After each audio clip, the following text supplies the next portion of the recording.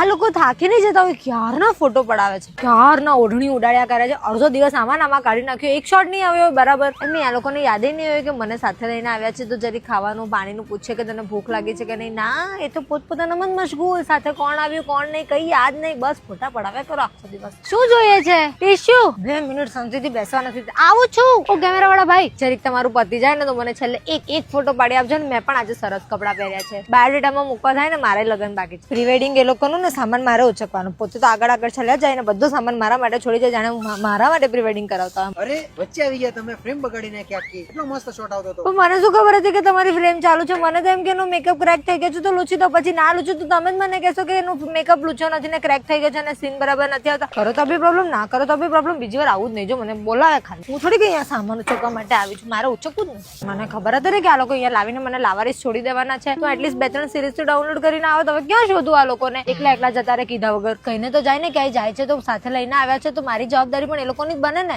ભગવાનજી મેરે સાથ ધોકા હોય, મને કહેવામાં આવેલું કે તું અમારી સાથે આવ, મજા આવશે, તારું ફરાઈ જશે. શું ફરાઈ જશે? આવી ચાલો, એક પોઝ પહોંચતો, હવે બીજા પોઝ ના કપડા ચેન્જ થઈ ગયા છે. 2 કલાક તો થશે, ત્યાં સુધી હું તે કહી દઉં. કેમેરાવાળા ભાઈ, હું શું કહું, તમે નાખશો ને ફિલ્મ બાય ને શોર્ટ બાય ને એડિટેડ બાય, તે મજરીક મારું નામ નાખજો. અમારા તો ક્યાંય નામો નિશાન ના હોય કોણે હેલ્પ કરી હતી નહીં. હેલ્પ બાય ટીશા નાખજો.